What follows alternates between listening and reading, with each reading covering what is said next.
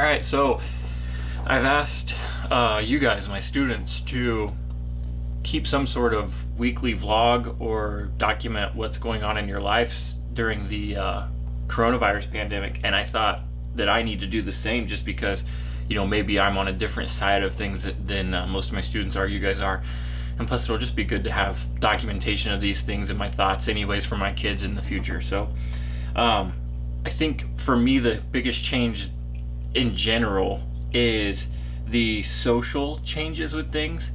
Heck, the fact that I'm speaking to you through a camera right now, or speaking to my students through a camera, is one crazy thing. Governor DeWine, the governor in Ohio, who I believe is leading the nation on everything he's doing, shut our schools down, back in March. I don't even remember the day anymore. Something like March 15th or something like that. And as soon as I heard that, it seemed like this was finally real, and in the news had talked about all these things. But when it affected me that way, affected the big part of my life, a part of my life I actually enjoy a lot, a part of my life that adds routine and just helps me, I guess, have some social interaction with people and kids and other teachers, all these things, it sort of took that away immediately. And I guess I didn't realize how much those things meant to me until they were gone. And so teaching kids online, expecting them to do work online, show up to Zoom meetings, sort of have their own independence, especially with the high schoolers, that's a different feeling. And I'd say I've been pretty impressed with the caliber of work my students have put out and the willingness to adapt. I think that kids, you guys, the kids born after 2000, 2005, are really good at adapting to online stuff. And so I think it's very obvious through this coronavirus pandemic that that's happened. For me personally, it's not being able to see my family or my friends. Specifically for my kids, I know it's my mother-in-law, father-in-law, and then my dad as well. We've stuck it at our house. My 3-year-old kid, I feel sorry for him because he doesn't get to go to daycare even and see his friends. It's literally he and I and my little daughter, who's actually just chilling right down here looking at me. It's just been us and my wife. And that's a different thing, because as much as I would probably say I have some level of social anxiety, I didn't realize how much I did rely on other people, whether it's interaction with students, my peers, or just my friends that we often go out to eat at least once a week with. And maybe that's the next point, is all these guidelines when we do go out into public. There's like, and this probably crosses your social and political ones. We're supposed to wear masks when we go out. It's a recommendation.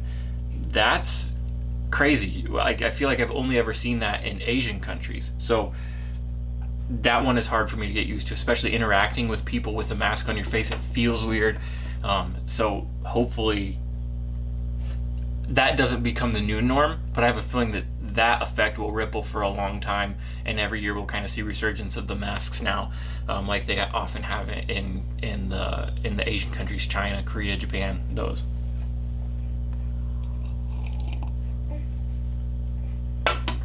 So I talked about Governor DeWine right off the bat, almost like case number one in Ohio. Him and Amy Acton, which is our public health official, I guess you would say, in Ohio. They shut everything down. Schools down. They started shutting businesses down, non-essential things. And there's a few things I want to talk about when it comes to this, just for documentation purposes. But like Michigan right now, they're being hit especially hard. I don't think they reacted as fast as Ohio did, and it's kind of showing.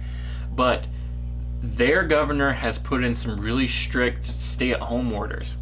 And this is something that America probably deals with differently than China specifically, I guess. Americans have these civil liberties that I guess you would say we fought for in the Revolutionary War and we hold very dear to our hearts.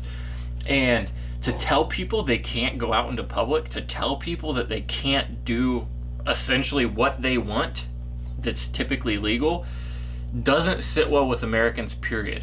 And it's not that every American feels that way. There's this sort of Democratic ideal that, or Republican ideal that I'm going to stay home because it's better I'm going to stay home because it's better for our general public, making my sacrifice for the greater good of the nation, or my community, or my kids even, right? And that's something that maybe in a perfect world you wouldn't need to have a stay-at-home order because everyone would just do it. I think it was Thomas Jefferson who said something along the lines, or Alexander Hamilton, if men were angels, then we wouldn't need government, right? Well, men are not angels, if you didn't know that. And so we often do things that maybe are selfish, so not going out into public should be something I feel like we all should do just for the betterment of our neighbors and our family and our community. But we also we enjoy our freedoms, and I think that's the craziest thing is our freedoms have sort of been temporarily suspended, and some people don't like it. It doesn't sit well with some people.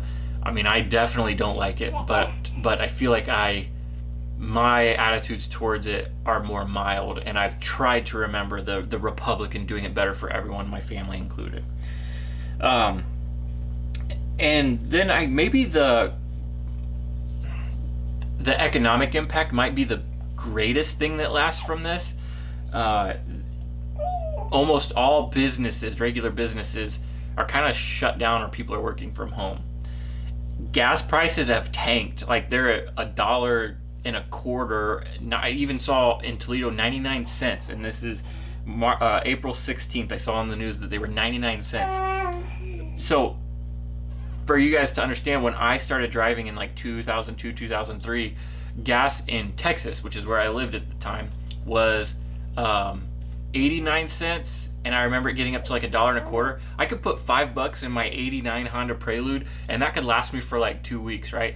Nowadays, $5 would get me like a gallon and a half of gas. Well, I guess nowadays it would get me more, but before all this happened, a gallon and a half of gas. So that's pretty crazy. We got stimulus checks. A lot of families got stimulus checks, and I think my wife and I qualified for the maximum. And by no means would we say that we struggle with money. We have student loans, which that's a temporary struggle, but we got the maximum. And so if we got the maximum and it was extremely useful, I can only imagine what even the more lower income people need as opposed to what they got. And so just to give you an example, I think the numbers were somewhere along the lines of each adult got $12,000, and then the families got an extra $500 per kid. Now that was graduated, step down. I think if couples made over $150,000, it dropped, and there's other numbers to that. But I mean, I'm not afraid to tell my family or tell what we got. We got $3,400, which was the max, and I think we barely qualified for the maximum. So again, to think about what other families might need versus what they're getting is kind of crazy. Pick up my daughter here. Oh, other thing, don't judge me. I'm hardly dressing my kids until like their mother gets home. So maybe that's the biggest change. Work clothes have changed. They're temporary. I am wearing pants, which I feel like I have to say every time, which is good for me to have pants on before noon. Oh, here comes the other dude. He is not wearing pants. So we'll see what happens. And lastly, maybe it's appropriate I got my kids here because maybe the cultural change out of this is the parenting. I feel like our healthcare industry is largely a women industry. Maybe your doctors are males, but when we think about who does the real work in hospitals, and this might offend some people, I think it's nurses. And a lot of nurses are women. And so in my mind, I'm thinking that we have women fighting this battle for our nation, and men are pulled in a lot of instances from the front lines, from maybe their factory jobs or whatever, and they're in the non-essential business position. So like, what does that tell you maybe about our society? And so me as a male, I am home parenting my kids, and this is the hidden gem in all this for me. This baby's 4 months old. So a month ago, roughly, I stayed home with her, started staying home with her and caring for her. The daycare closed down. I got my son. And so what we're doing every day is I'm doing the traditional female house chores. I'm cooking, I'm doing laundry, I'm cleaning the dishes, I'm taking them on walks, I'm feeding my daughter. All these things are what probably my family did as my wife's job, but it's sort of flipped almost overnight.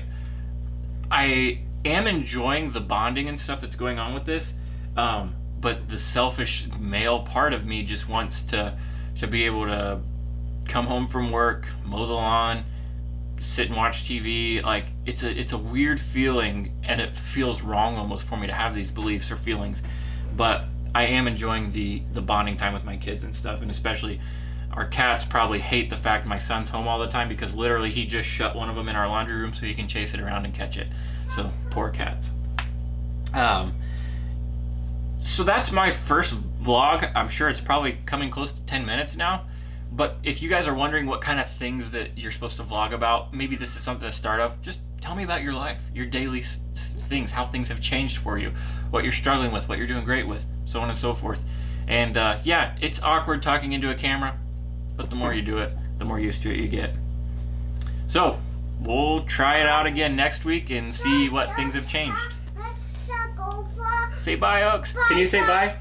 Daddy. Will you say bye-bye to the people? The cat is stuck by the water pipe. Yeah, don't go back there. And the cat's not stuck there. The cat is hiding from you.